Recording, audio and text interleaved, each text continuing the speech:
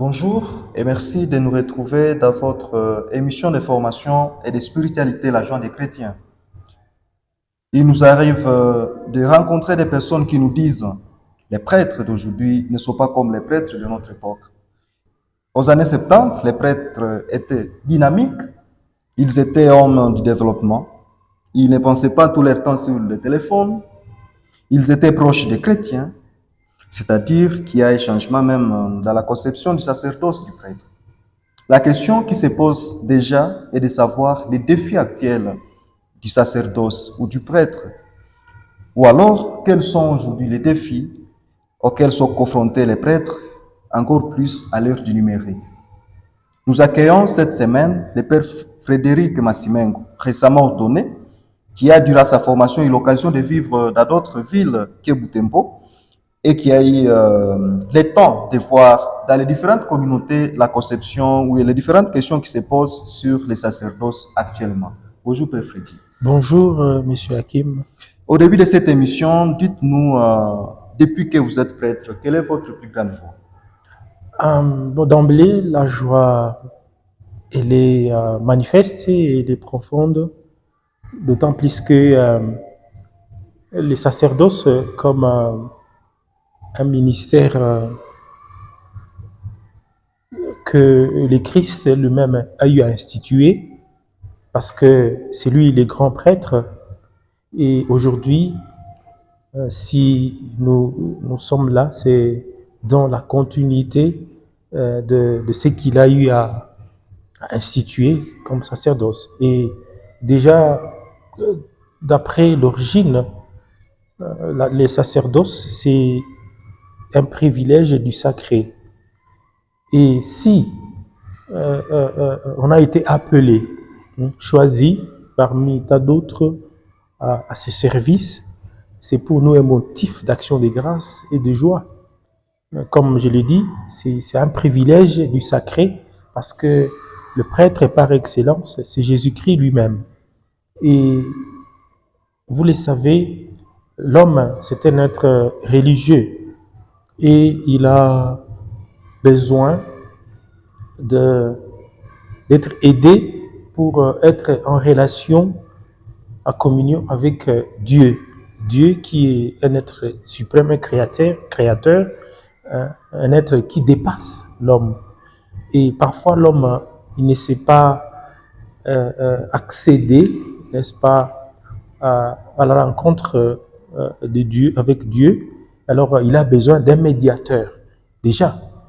Et Dieu lui-même avait senti cela, avait vu cela, parce que étant éloigné de lui, l'homme ne savait plus le rapprocher. C'est comme cela qu'il a envoyé son fils pour essayer un peu de faire cette médiation entre Dieu et l'humanité. Et alors, si le Christ a su, n'est-ce pas, faire cela, mettre l'humanité et Dieu en contact, après lui, en ordonnant à ses apôtres de continuer le geste sacerdotal. Rappelez-vous, tout de suite, nous allons le vivre pendant la semaine sainte, quand il a, disons, lors de son dernier repas avec ses apôtres, quand il leur disait, en partageant le dernier repas, le pain et le vin, quand il leur a dit, faites ceci à mémoire de moi. C'était un geste sacerdotal qu'il a légué à ses apôtres. Il a ordonné à ses apôtres de perpétuer ces gestes sacerdotaux. Donc c'était une façon pour le Christ de permettre à ses apôtres que le prêtre aujourd'hui assume, on peut dire, cette continuité. Alors quand le Christ a ordonné à ses apôtres, c'était une façon de leur permettre de continuer c'est une façon de permettre à participer, n'est-ce pas, à son sacerdoce. Parce que c'est le Christ qui est le grand prêtre, le grand médiateur entre Dieu et l'humanité et l'homme. Donc, pour que l'homme continue à bénéficier des grâces de la part de Dieu, le Christ qui avait déjà commencé et a voulu, n'est-ce pas, ordonner ses apôtres et leur laisser ce pouvoir et cette autorité qui pourra permettre à l'homme de rester connecté à Dieu. Et donc, c'est une grande joie pour moi, dès lors que j'ai été appelé, choisi à être ambassadeur du Christ parmi mes frères et sœurs pour les aider, n'est-ce pas, à rester en contact, en communion avec l'être suprême Dieu, notre Créateur. Ça signifie que vous êtes très content et en fait, je voulais dire, il vous sentez déjà et plus en vous depuis que vous êtes prêtre et surtout quand vous offrez les sacrifices total. Si, c'est, comme je l'ai dit, c'est un privilège sacré parce que si je peux être choisi, appelé par Dieu lui-même pour rendre ses services à mes frères et sœurs, c'est un grand honneur et une grande joie. Et en même temps, pour moi, une occasion de me sanctifier tous les jours et de rester à proximité, n'est-ce pas, avec notre Créateur, avec notre Dieu. Alors, je le disais déjà au début de cette émission que bon, voilà, il y a des grandes questions qui se posent aujourd'hui, surtout qu'on attend ceux qui disent, bon, les prêtres aujourd'hui ne sont pas comme les prêtres de notre époque, les prêtres d'aujourd'hui, c'est cela. Bon, selon vous, quelles sont les plus grandes difficultés auxquelles les prêtres sont confrontés aujourd'hui? Oui, aujourd'hui, il y a des sérieux problèmes. S'il faut être sincère et vrai, il y a des sérieux problèmes. Déjà, je peux dire de façon générale, nous avons par exemple une question telle que le prêtre aujourd'hui est confronté à un difficile équilibre de vie. Il y a un difficile équilibre de vie entre... pourquoi je dis ça, un difficile équilibre? Parce que si je pars de nos expériences comme religieux, comme peut-être même séminaristes et prêtres, et quand vous regardez un peu le cursus académique ou scolaire des prêtres, les prêtres, c'est, disons, en formation, ils vivent un peu dans une sorte d'opulence, mais subitement, après l'après-formation, ils rentrent dans un style de vie pastoral parfois déséquilibré. Il y a d'abord, bon, c'est vrai, même s'il faut un peu de modestie dans la vie, il faut un peu de la pauvreté qui est prônée, mais ces déséquilibres-là, cet écart, parfois ça joue beaucoup sur l'appréciation même de la vie du prêtre comme prêtre. Parce que comme formé, des fois, on ne sait pas voir l'après. Mais dès qu'on sort de la formation et qu'on est lancé dans la pastorale, parfois on sent ce déséquilibre, cet écart. C'est pourquoi je dis qu'il y a un difficile équilibre de vie par rapport à la formation, le temps de la formation et l'après dans la vie pastorale. Mais en même temps, et cela peut aussi être dû, ces difficultés que j'ai déjà aperçues dans ces quelques mois que j'ai été devenu prêtre. Déjà 5 mois. 5 mois, exactement aujourd'hui, jour pour jour, parce que depuis le 1er novembre, aujourd'hui le 1er avril, ça fait exactement 5 mois, jour pour jour. Alors, je comprends aussi qu'il y a un problème sur l'aspect, il y a une fragilité psychologique liée à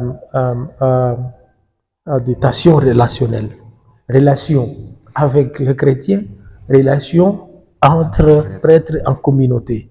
Parfois, cela aussi fragilise le prêtre et il ne sait pas des fois se retrouver. Et bon, je ne sais pas comment il faut s'y tenir, mais bon, je pense que on est en train aussi de découvrir en même temps ce que c'est être prêtre, quoi. Est-ce que la formation, cette formation aussi qui dure au moins 7 ans, ouais. Pour les diocésains, effectivement, est-ce qu'il n'y aurait pas peut-être possibilité d'envoyer les séminaristes comme les frères à paroisse pour une année, 2 ans, pour essayer de mettre, bon, d'apprendre encore c'est quoi la pastorale et peut-être déjà de s'y préparer psychologiquement, pourvu qu'ils ne puissent pas être scandalisés une fois finir les études ou la formation. Oui, par exemple, je vois chez les religieux, et par exemple chez nous, chez les assomptionnistes, il y a cet aspect. Après la philosophie, avant de faire la théologie, il y a au moins une trêve ou une année ou deux où on initie un peu le frère au service pastoral paroissiaux, disons les services pastoraux paroissiaux, parce que nombreux, après la formation philosophique, avant de faire la théologie, on passe par oui, de paroisse pour le stage.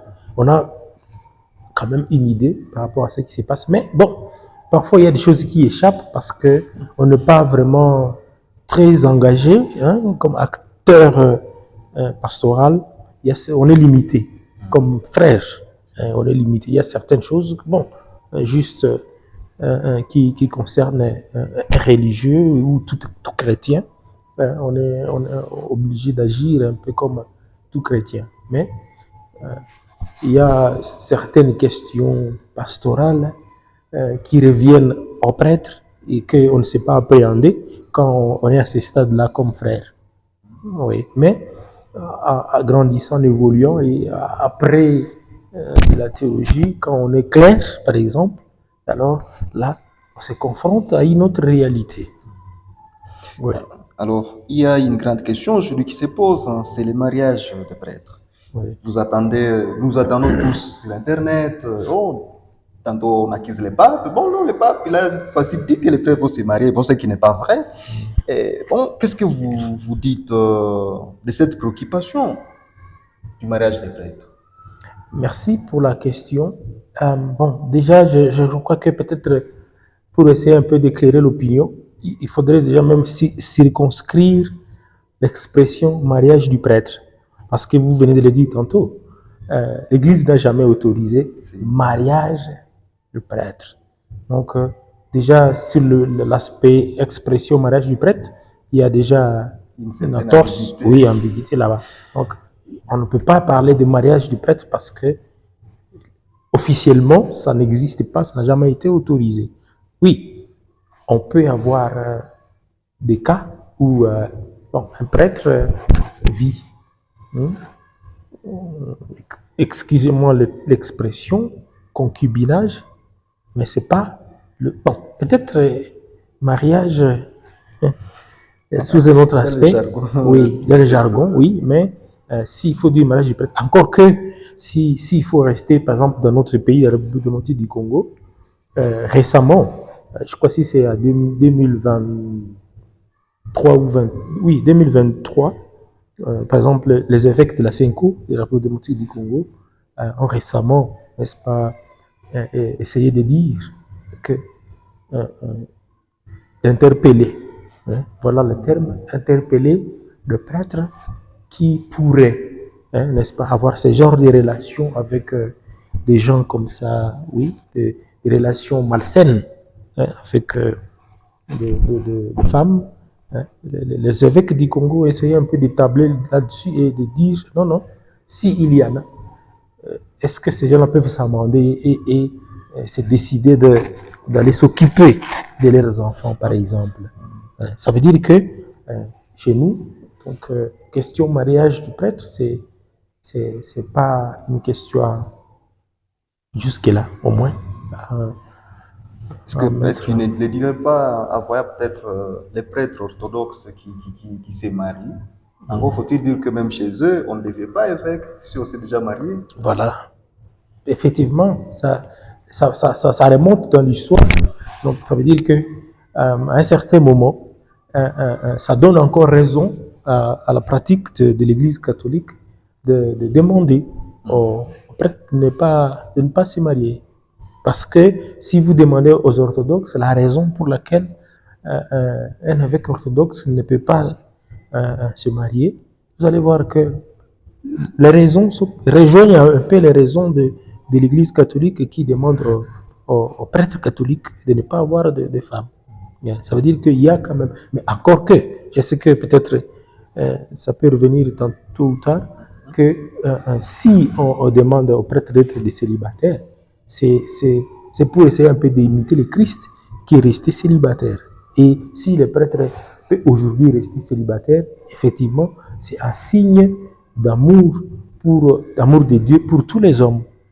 On ne peut pas avoir, un prêtre ne peut pas avoir un amour particulier. Non, non, mais sinon, c'est pour rester célibataire, c'est pour copier un peu le Christ qui a eu un amour pour tous les hommes. Hein. C'est ça un peu. Le prêtre aujourd'hui reste un signe de cet amour-là, de Dieu pour tous les hommes. Et puis, vous l'évoquiez Comme a déjà, été le Christ. Vous l'évoquiez déjà tantôt, que bon, peut-être si certains peuvent dire, bon, il y a peut-être sont des cas de concubinage des prêtres, si on peut mettre ça entre guillemets. Est-ce que ça ne serait pas la raison pour laquelle les gens se disent, non, non, mais alors il faut carrément que le prêtre se marie, si ils ont accepté le célibat et que, ben, on les voit encore courir derrière les femmes, ah, ben, alors directement qu'ils se marient. Bien que ce n'est pas évidemment tout ce qu'ils font, c'est juste certain, mais ça c'est aussi quelque chose auquel il faut penser. Non, Voilà, qu'il faut penser. ça reste un défi. Sans oublier que le prêtre, c'est un homme comme tout homme et qu'il peut arriver qu'il, n'est-ce pas,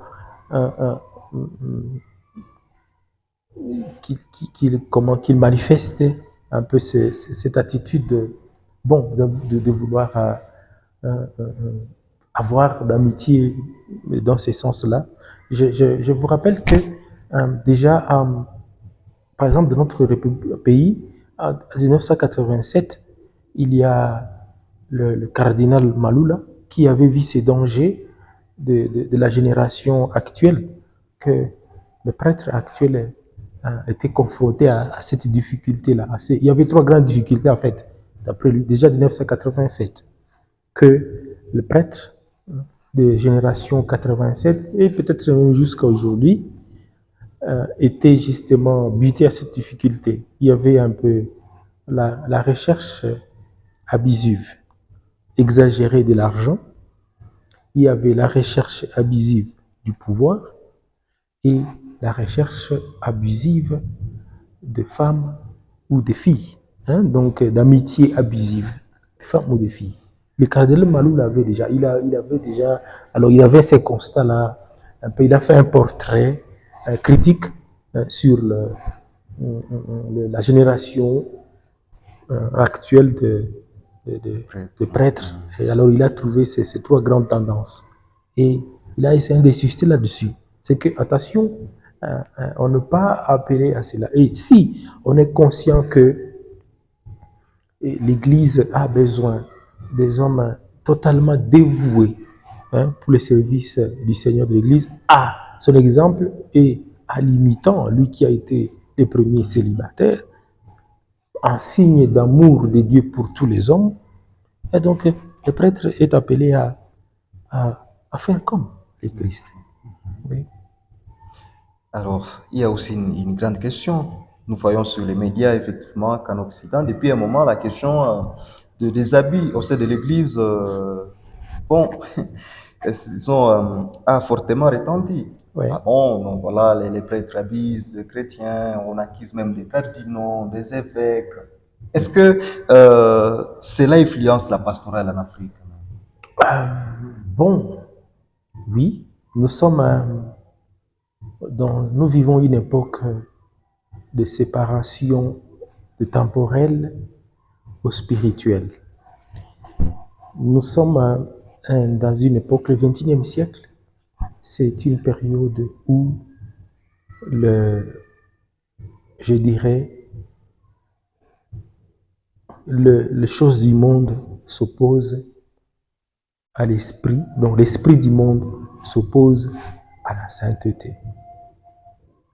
Et si cela peut atteindre l'Afrique,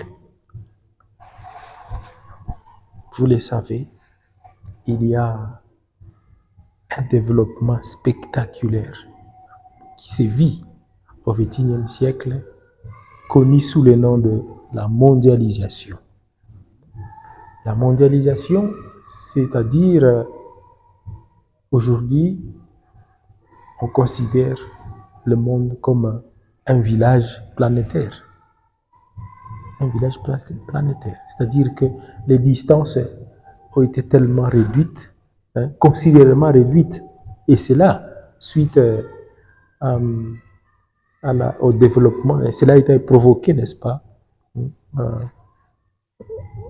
C'était donc disons, le développement de la communication, de l'information et même de la technologie. Donc, le monde est devenu un petit village tel que ce qui se passe très loin, à 1000 km de nous, en un laps de temps, je peux être au courant. Et aujourd'hui, quand je parle de la technologie des transports, bon, on peut voyager facilement avec ce développement technologique. Le Congo, l'Afrique est aujourd'hui très en contact avec le monde occidental. Et ceux qui fréquentent ce monde-là peuvent nous ramener tout de suite les appréhensions, la façon de voir, de concevoir les choses là, et ça nous atteint. Et donc, il y a lieu de penser que ce qui se passe là-bas nous arrive. Et ça se voit, surtout si on reste dans une catégorie des gens intellectuels, si on peut dire ainsi. Donc, ça influence. Il y en a. Oui. Alors, la raison, c'est même déjà la question.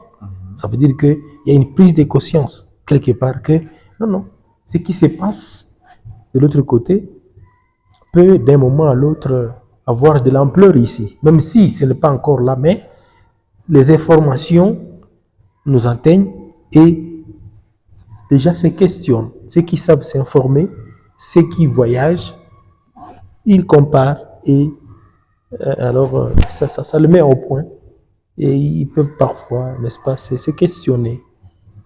Évidemment, la question reste maintenant, que faire pour que disons, cette réalité ne frappe pas aussi l'Afrique comme ça frappe aujourd'hui l'Europe, où n'est-ce pas, les relations entre clergé et laïcs sont, bon, disons en Afrique, les relations entre clergé et laïcs sont encore saines. Si on apprend qu'ici aussi, non, il y a tel évêque qui a abusé de ceci ou cela, mais il est à lever de sa charge épiscopale. Ça serait déjà compliqué. Or, il faut que nous fassions quelque chose pour que cela ne nous arrive pas. Alors, curieusement ou malheureusement, c'est ce qui inquiète, c'est effectivement des expressions comme non, nous sommes dans un État laïque, même dans notre République, oui, dans notre République ici du Congo. Parfois, quand l'Église veut, n'est-ce pas, intervenir pour essayer un peu d'éclaircir certains aspects sur, n'est-ce pas, des questions morales, alors parfois la réponse c'est que non, nous sommes dans un État laïque. Ça c'est déjà une façon de vouloir, peut-être sans le savoir, créer un couloir, un chemin pour cette vague d'esprit qui peut, n'est-ce pas, entraver la moralité de l'Église en Afrique de façon générale. Mais si on reste conscient et que nous voulons garder, n'est-ce pas, nos valeurs morales, parce que, vous savez, ce qui se passe en Europe, il y a déjà une trahison, des valeurs même de l'humanité. Peut-être qu'on n'a pas voulu être explicite, et des cas comme de l'homosexualité, tout ça. Ça, c'est déjà à l'encontre même des valeurs de l'humanité. C'est vraiment une trahison de l'humanité. Et c'est chercher un peu à renverser l'ordre de la nature. C'est déjà une attaque contre les valeurs de l'humanité. Alors, comme en Afrique, nous, on croit encore beaucoup à certains aspects de culture. Et je crois que, bon, c'est à ce niveau-là, il y a encore un peu d'obstacles. Même si dans certains pays africains, les gens, on apprend qu'il y en a qui sont pour, n'est-ce pas, adopter certaines lois dans ce sens. Mais bon, la chance, c'est que, bon, la culture cherche encore un peu à préserver certaines valeurs dans ce sens-là. Et nous pensons que, bon, c'est cette culture, si consciencieux nous sommes, nous pouvons éviter d'imiter ce qui n'est pas bien de l'Occident. Alors, avec toutes ces tendances, quelles sont les qualités et compétences que doit avoir aujourd'hui un prêtre, avec tout ce qui se passe? Bon, C'est vrai, vous disiez déjà qu'il faut qu'il imite le Christ, hein, ouais. mais physiquement par là. Alors, je vais essayer un peu, peut-être d'être un peu plus restreint, concret, en voyant un peu ce que le, le prêtre doit être par rapport à l'Afrique, au contexte qui est le nôtre.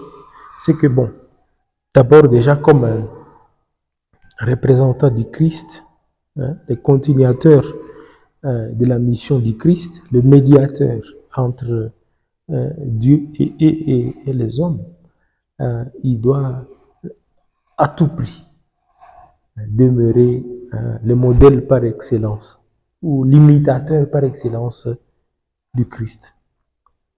Le Christ qui a resté célibataire, le Christ qui n'a pas cédé, n'est-ce pas, aux vagues de confrontation des idées de son époque, les pharisiens, les scribes, je ne sais pas, des publicains et tout ça. Lui, il est resté focus dans son objectif de chercher à convertir, n'est-ce pas, les égarés. Et ceux qui pensent qu'ils sont déjà arrivés et qu'ils n'ont pas besoin de Dieu, bon, pas mieux. C'est lui qui se reconnaît et qu'il veut, n'est-ce pas, suivre le Christ. Celui-là, je pense, il peut encore observer les idéologies de l'Église. Et en même temps, il y a en Afrique et notre culture qui, bon, c'est vrai, dans certains égards, qui nous aide jusque-là à faire frein à ce qu'ils viennent d'ailleurs. Oui, à ce qui nous viennent d'ailleurs. Alors, nous sommes presque à la fin de notre émission, mais il y a encore une autre grande question aujourd'hui, c'est l'accompagnement des jeunes.